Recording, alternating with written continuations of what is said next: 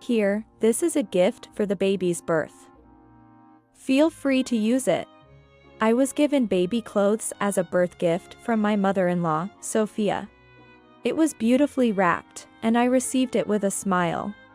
Then, Sophia went back to her house. And I eagerly opened it with my husband to check the contents. The moment I saw what was inside, I immediately threw it in the trash. Hey! That was a gift. What are you doing? My husband Rick got angry at me, but when I explained the reason, he turned pale. He immediately left the house and headed to his mother's place. My name is Emily. I am currently 27 years old and work as a clerk at a suit specialty store.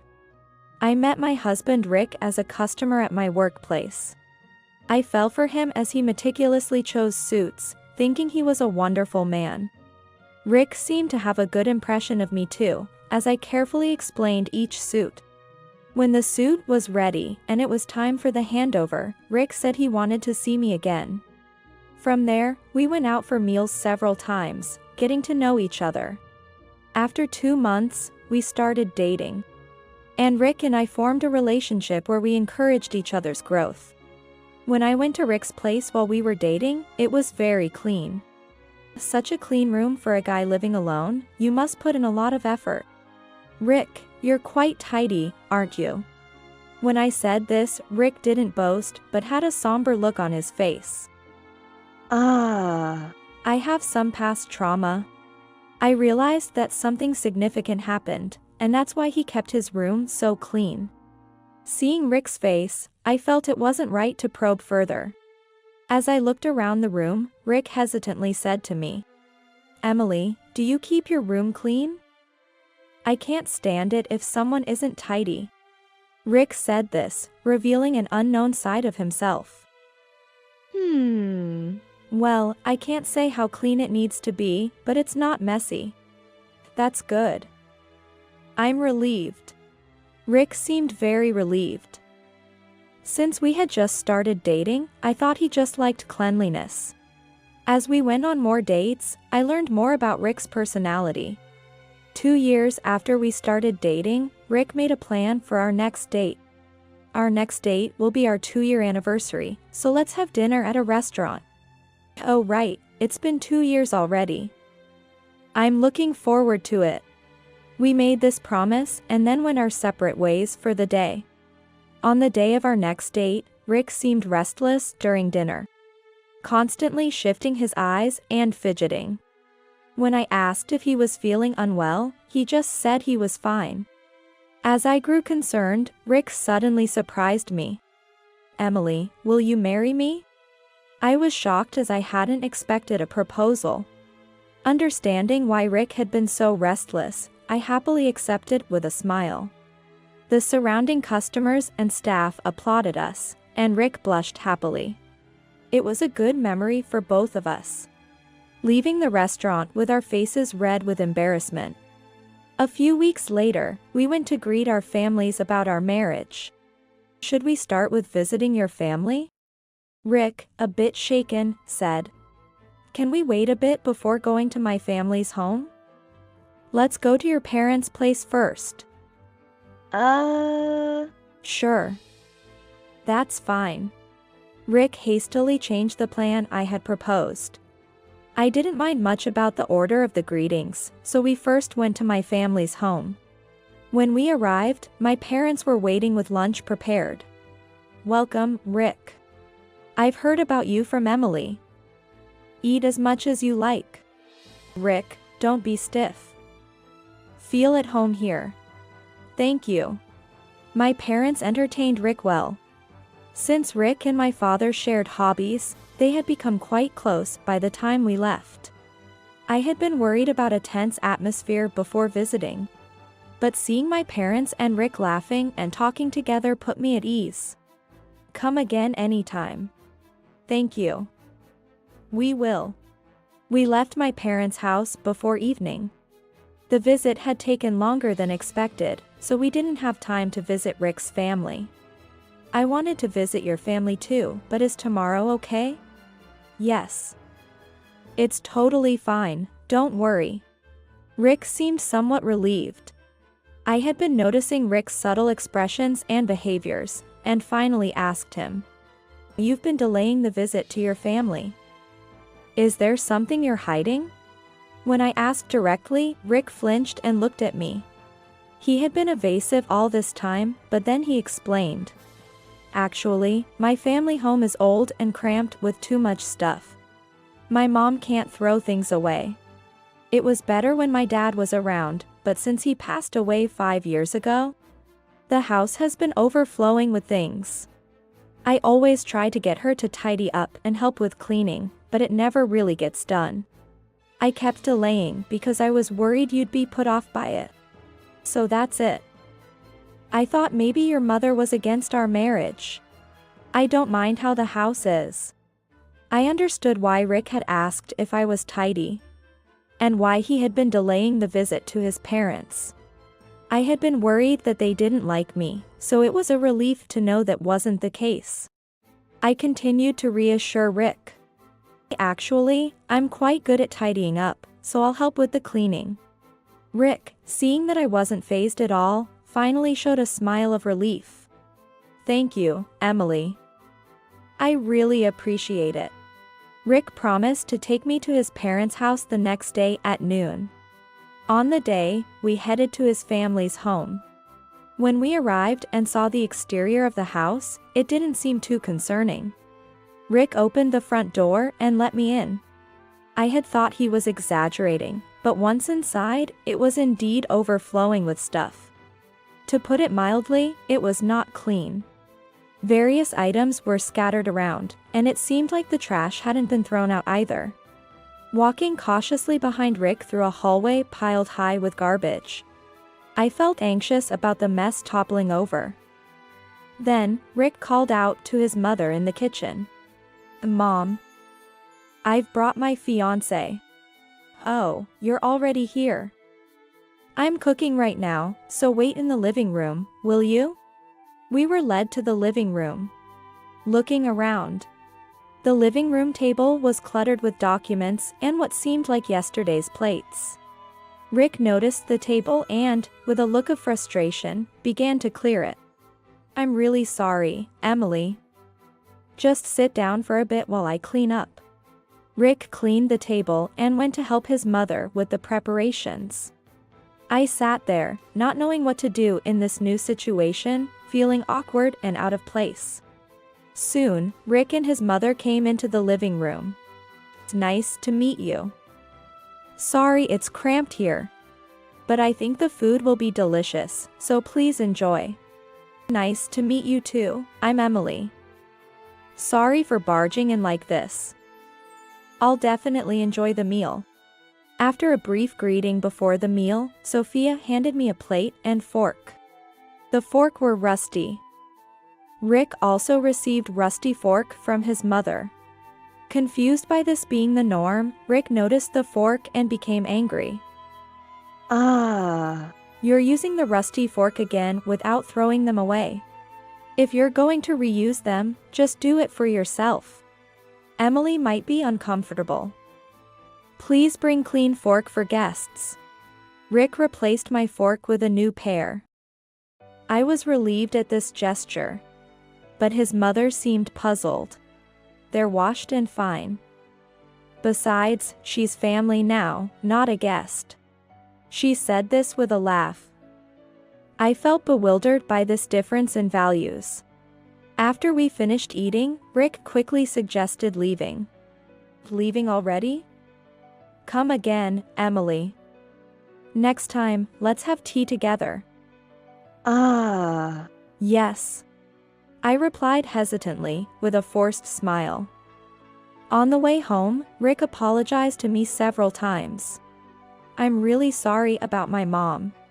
It's easier for me to be firm because she's family, but I know it was hard for you. Don't worry, I knew about it from you beforehand.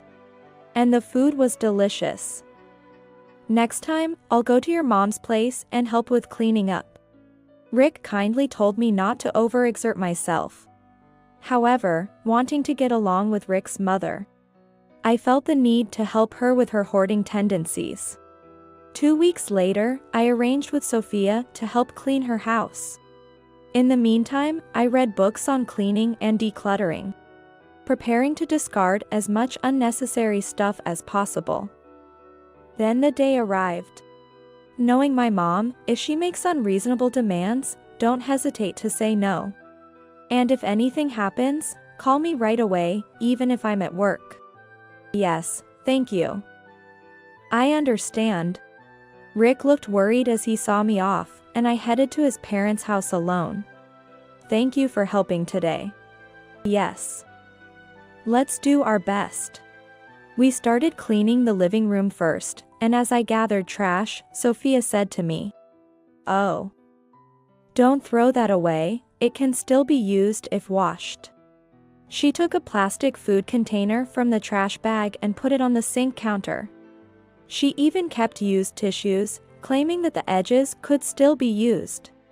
Sophia, we'll never get anything thrown away at this rate. I tried to persuade her to throw things away, but she refused. She said she would handle the living room herself, and we moved on to cleaning the bedroom. Let's start by sorting through the clothes in the closet that you don't wear. I asked about each piece of clothing in the closet, one by one. But with each one, Sophia began reminiscing. I can't throw this away, it has memories. I'll keep this one too because I might fit into it again if I lose weight. That one is from my favorite brand, so I won't throw it away. She made excuses for every piece of clothing, and in the end, nothing was thrown away. I tried to find something she might be willing to part with. Do you have anything you don't use much? Well, I don't use my makeup tools much. She opened the shelf where her makeup was stored. Looking at dusty lipsticks and powders, she offered one to me. Emily, this lipstick would suit you. You can have it. She presented me with a used lipstick, probably untouched for decades. I was a bit taken aback. I can't use a lipstick that's been around for years. If you don't need it, let's throw it away. I tried to put it in the trash bag with a wry smile, but she snatched it away. If you're going to throw it away, I'll use it.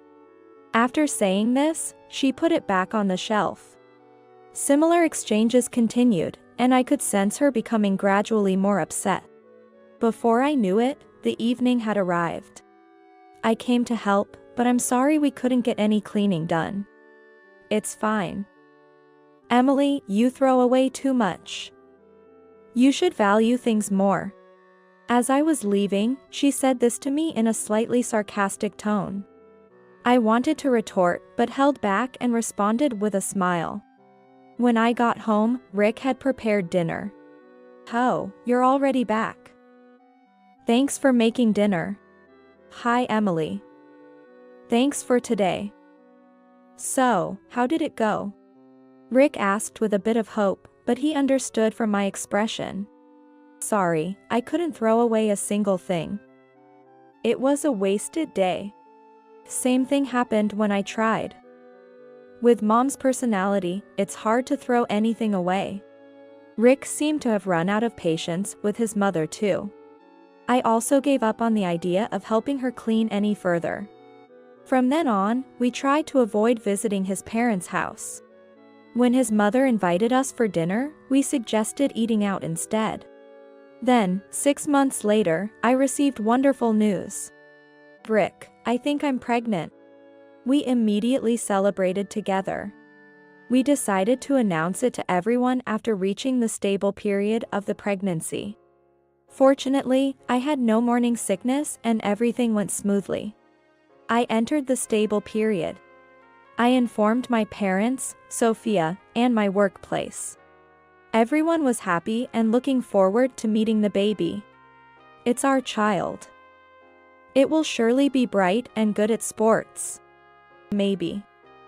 If it is like Rick, it might be a bit mischievous. We often imagined what our soon-to-be-born child would be like and waited excitedly. Before I knew it, I was in the final month of pregnancy. Every day, I thought the baby might be born. Even on the expected due date, I spent the day nervously, but there were no signs of labor. I wonder when this kid will decide to show up.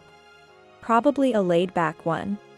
We talked to the baby in my belly, hoping it would come out soon, and then went to sleep. However, in the middle of the night, I woke up feeling unable to sleep and realized I was having contractions.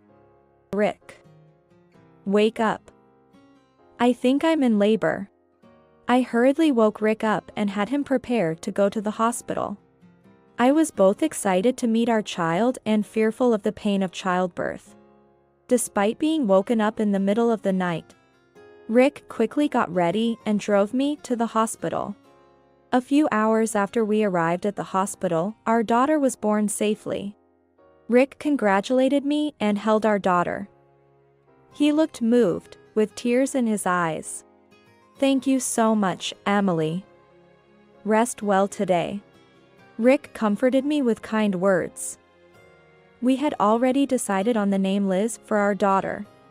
When I called Liz's name for the first time, I felt nervous but filled with love. I felt ready to tackle family life as a trio.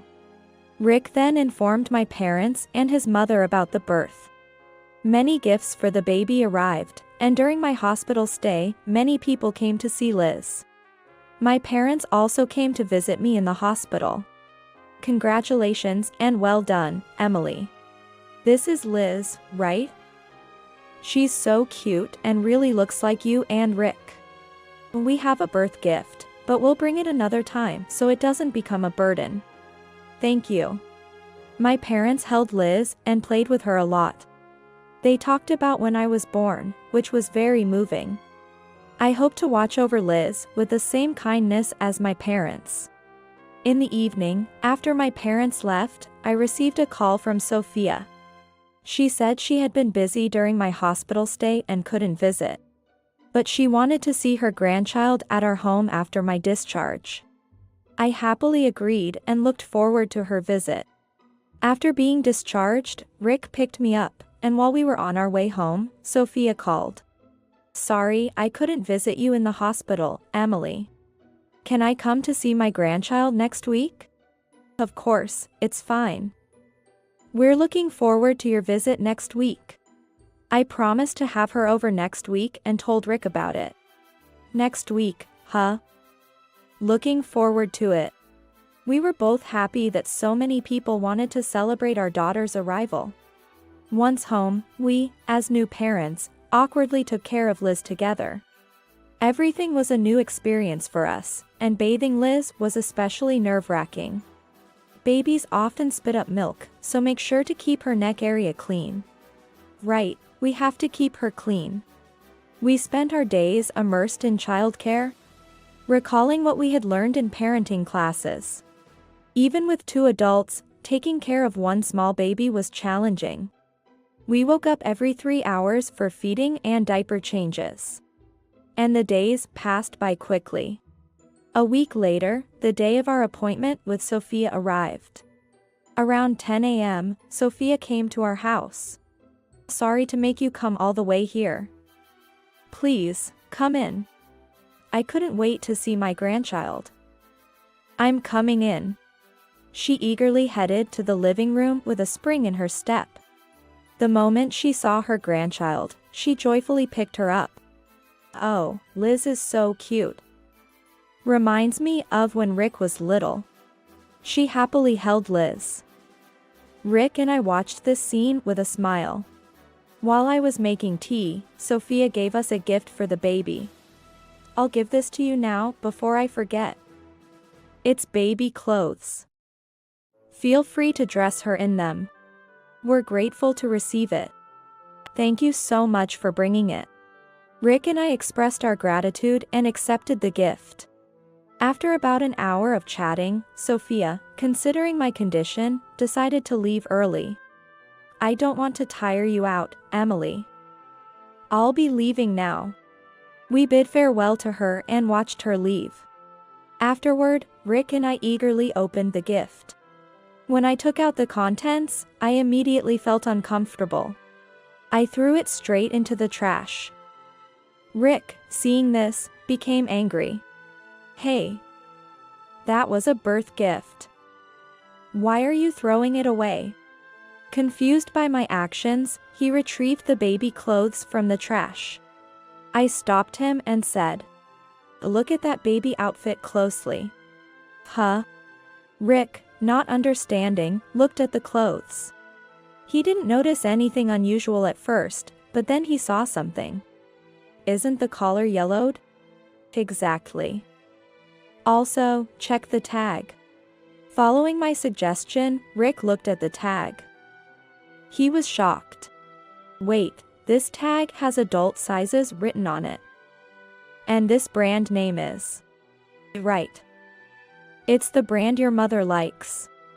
And the yellowing around the neck suggests she remade her old clothes into baby clothes. I searched for the clothing's characteristics on my phone. The search revealed that the clothes were manufactured 20 years ago. Sophia had repurposed her old clothes, which she no longer wore, into baby clothes. The collar was yellowed, and upon closer inspection, there were signs of fraying and a musty smell. I was horrified by her actions, thinking about what could have happened if Liz had worn them. Rick shared my feelings and immediately left the house to confront his mother. He drove to her house and found her just as she was parking. Noticing something was off, she turned around to see an angry Rick getting out of his car. Rick? Why such a scary face? What's wrong? She was surprised by his expression and asked him. What's wrong? What kind of gift did you give us? Rick shouted at her. People nearby noticed the commotion and watched from a distance. The gift? You mean the birth present? I thought it was a great idea. I bought it a long time ago but didn't wear it anymore. So I remade it. I couldn't deliver it during Emily's hospital stay, though. She spoke as if it was natural to be pleased with her handiwork. Rick, frustrated, exclaimed, "Give me a break. We can't dress a newborn in such dirty clothes. Think a little." Rick scolded her and then, calming down, tried to explain in a way she would understand. "Mom, that outfit had mold and yellowing.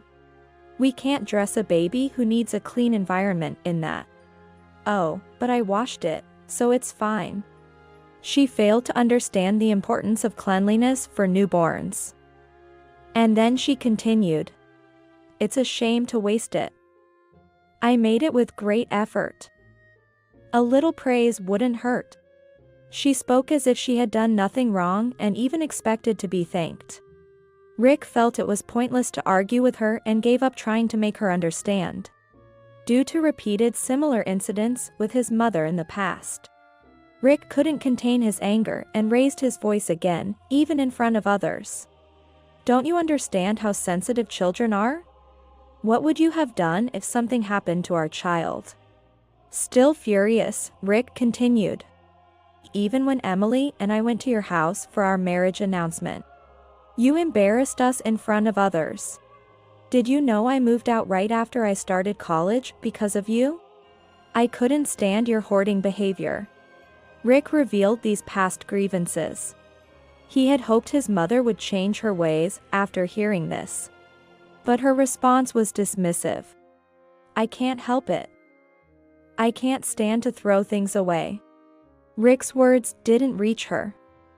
Despite his earnest explanation, her reply made him lose all hope. Rick, feeling utterly disheartened, said coldly, "Then fine. If you're going to be like that forever, please stay away from us." With those harsh words, Rick left his mother. She, realizing the impact of his words, desperately tried to stop him. "Wait. I can't throw things away, and I don't want to lose contact with my grandchild." She showed no intention of changing her ways. After Rick left, she immediately called me. "Emily, Rick complained about the baby clothes I gave. He even said he wouldn't let me see my grandchild. Can you talk to him for me?" Without hesitation, I firmly responded, Sophia, because of your hoarding behavior, if something happens to Liz, I'll regret it. So we won't see you anymore. And we'll dispose of the baby clothes you gave. I hung up without waiting for her reply. After the call, she slumped to the ground, overwhelmed. It was unclear whether she was more upset about her clothes being thrown away or not seeing Liz. Neighbors started whispering about the scene they witnessed.